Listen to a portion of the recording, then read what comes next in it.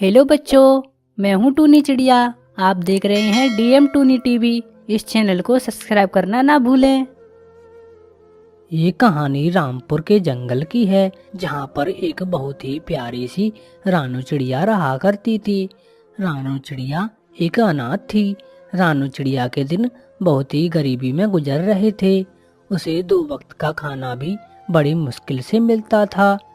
एक दिन सभी पंछी अपने माता पिता के साथ अपने घोंसले में बैठे थे और बातें कर रहे थे, और टूनी चिड़िया उन्हें देखकर सोचने लगती है। हे भगवान, मैं कैसी चिड़िया हूँ। मैंने माता पिता का प्यार तो छोड़ो, उनकी शक्ल भी नहीं देखी। मुझे तो 2 वक्त की रोटी भी बहुत मुश्किल से मिलती है। अमीर पंछियों के घर में काम करना पड़ता है और उनके ताने भी सुनने पड़ते हैं, तब जाकर कुछ दाने पानी का इंतजाम होता है। तभी उसे याद आता है कि उसे कालू सेठ के यहाँ काम करने जाना है। आज तो मेरी तबीयत भी बहुत खराब है, लेकिन आज मैं कालू सेठ के घर नहीं गई तो वो मेरे पैसे काट लेंगे। और वैसे भी मेरे ऊपर कितना कर्ज है।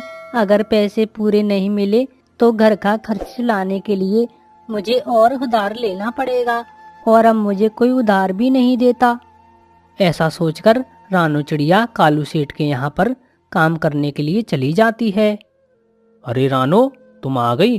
तुमसे कितनी बार कहा है टाइम पर आया करो, लेकिन तुम हो कि सुनती ही नहीं। अब तो ये तुम्हारा रोज रोज का नाटक हो गया है। कल से तुम्हें काम पर आने की कोई जरूरत नहीं। अब जाओ यहाँ से। नहीं नहीं सेठ जी, अगली बार ऐसा नहीं होगा सेठ जी। रानू चिड़िया बहुत विनती करती है, लेकिन कालू सेठ उसकी एक भी नहीं सुनता और उसे काम से निकाल देता है। बेचारी रोते रोते रानू चिड़िया अपने घोंसले में लौट आती है। हे भगवान, अब तो मकान मालिक भी आने वाले हैं।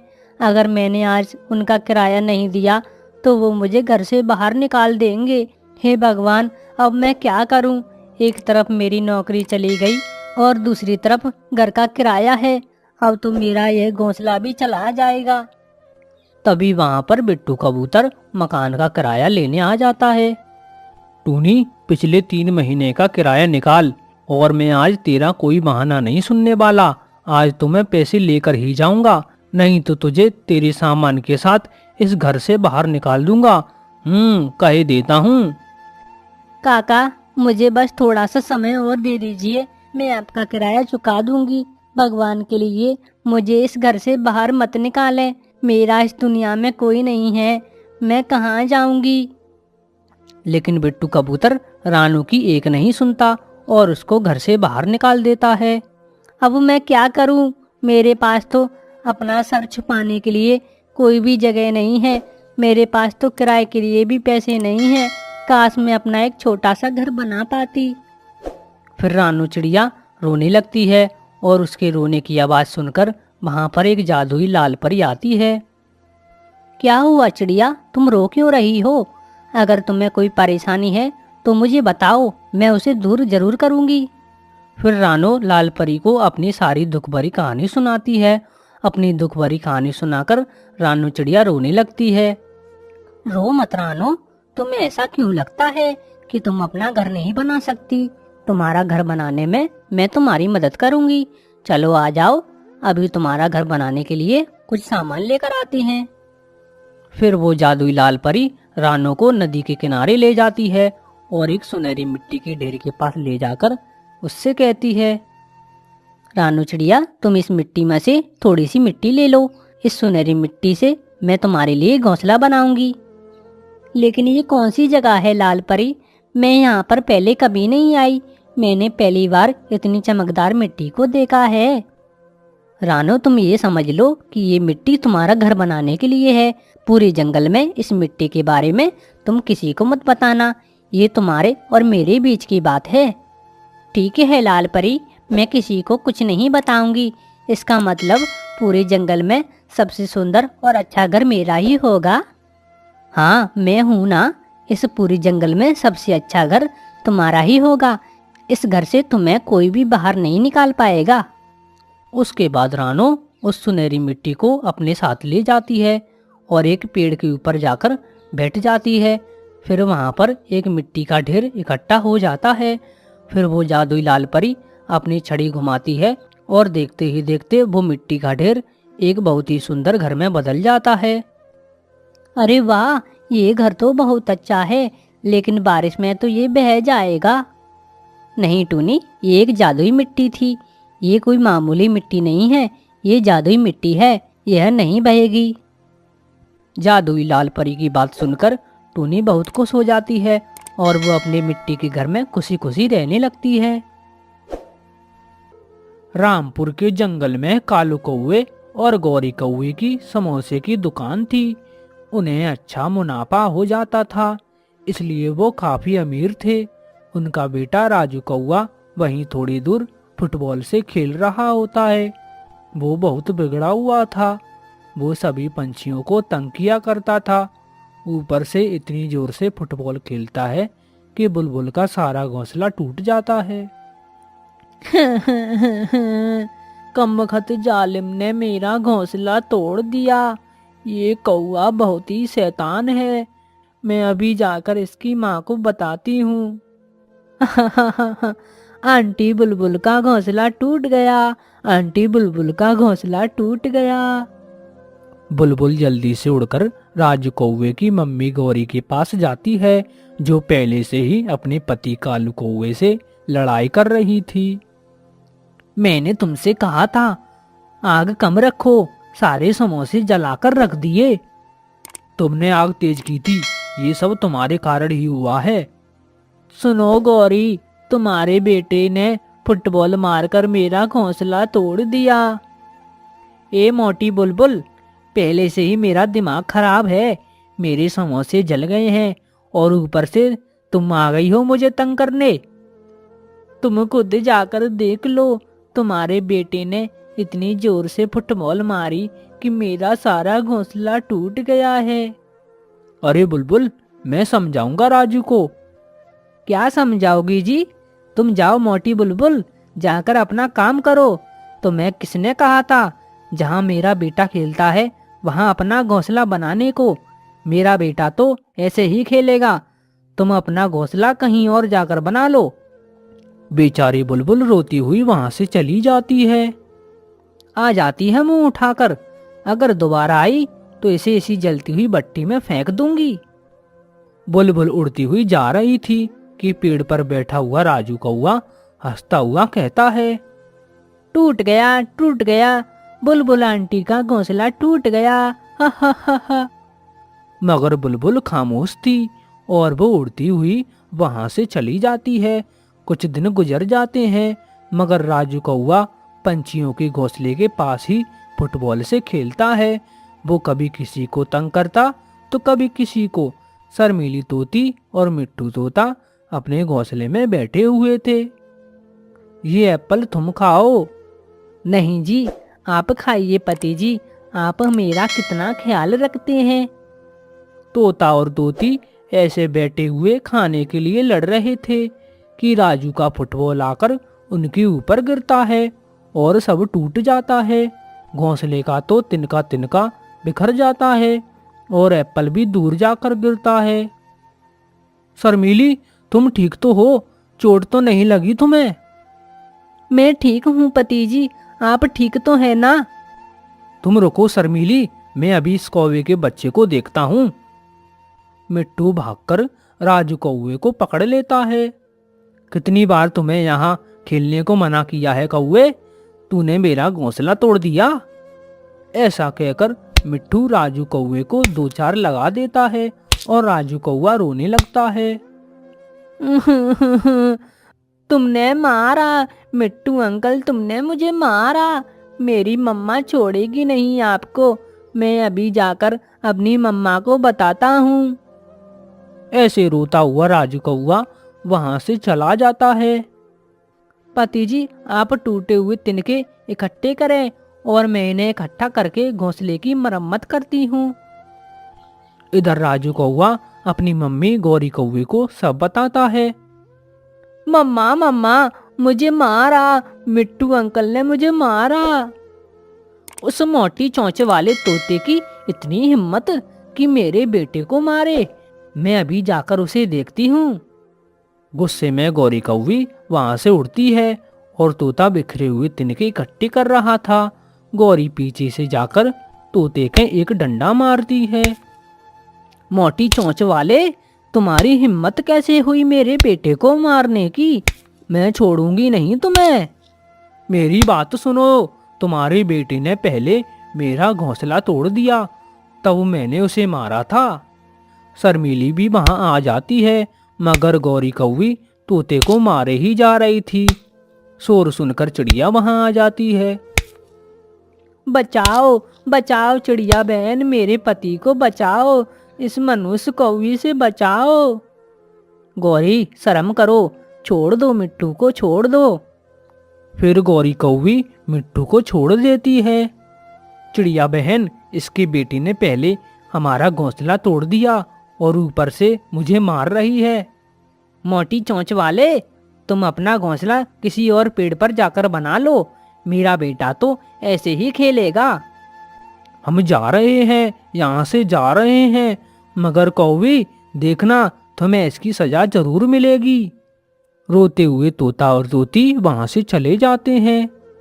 गौरी, तुमने बहुत बुरा किया, तुमने मिट्टू और शर्मीली को इस जंगल से निकाल दिया।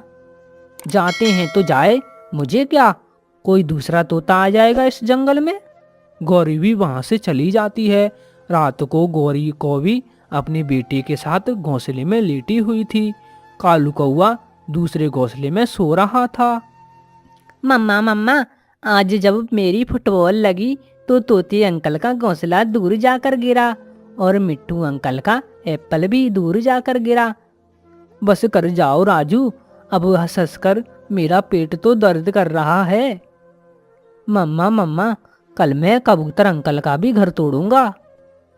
अरे हाँ, याद आया राजू बेटा, तुम उस गंदी आंखों वाले का घर तो जरूर तोड़ना, मुझे बहुत मजा आता है उसे तंग करने में। फिर दूसरे दिन कौवा और कौवी गरम गरम घी पर समोसे बना रहे थे। कबूतर अपने घोंसले में बैठा हुआ था। राजू कौवा जोरों से एक एक फुटबॉल को मारता है। अब तो टूटेगा टूटेगा, कबूतर अंकल का घोंसला टूटेगा। मगर राजू का फुटबॉल तो सीधा जाकर कौवे के गरम गरम घी की कढ़ाई में गिरता है और गरम गरम घी कौवे और कौवी के ऊपर गिर जाता है। मैं जल गई, हाय मैं जल गई, कालू मेरे पंख जल गए, मेरी आंखों में गरम गरम घी गिर गया।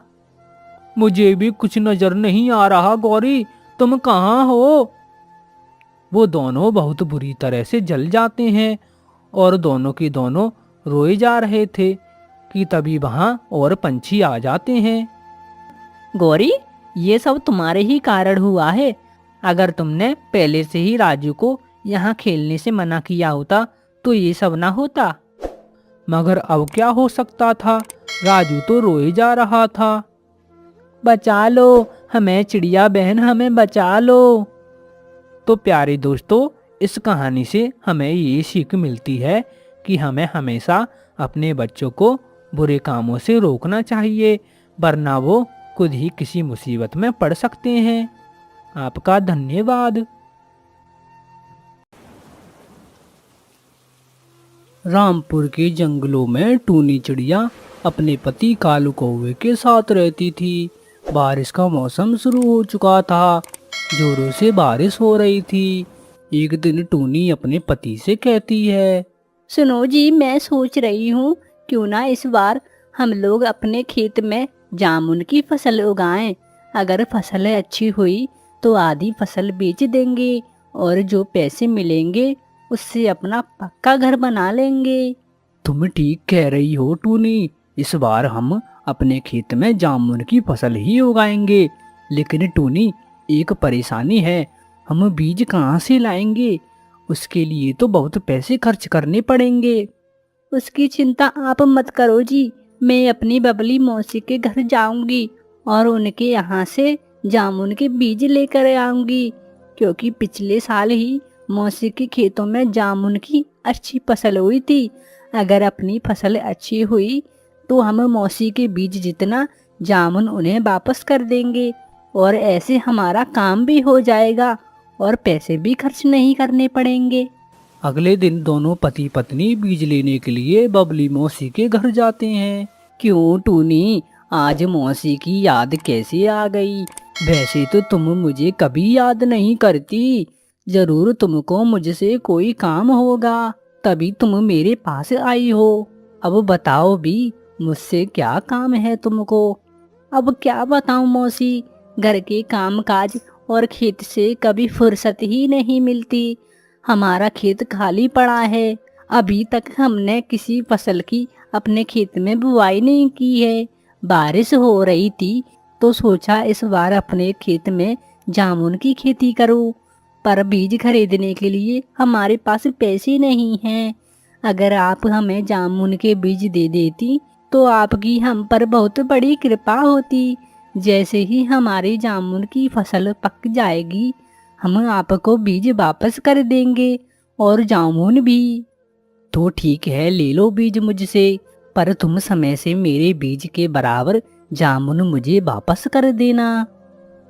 बबली मौसी टूनी चिड़िया को जामुन के बीज दे देती है। टूनी चिड़िया और कालू कौआ बीज लेकर घर वापस आते हैं और दोनों मिलकर अपने खेत में जामुन के बीज को बिखेर देते हैं।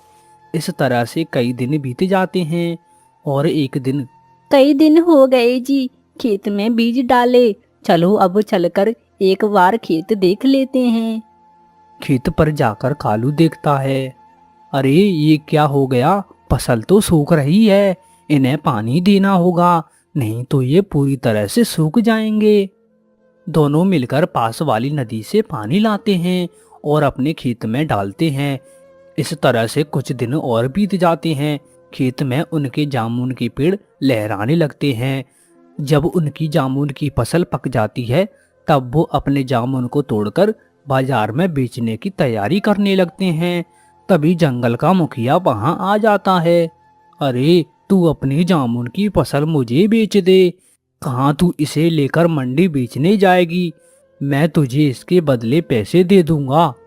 नहीं मुखिया जी, मैं अभी अपने जामुन को नहीं बेचूंगी। जब बाजार में इसका दाम बढ़ेगा तो मैं इसको बेचूंगी।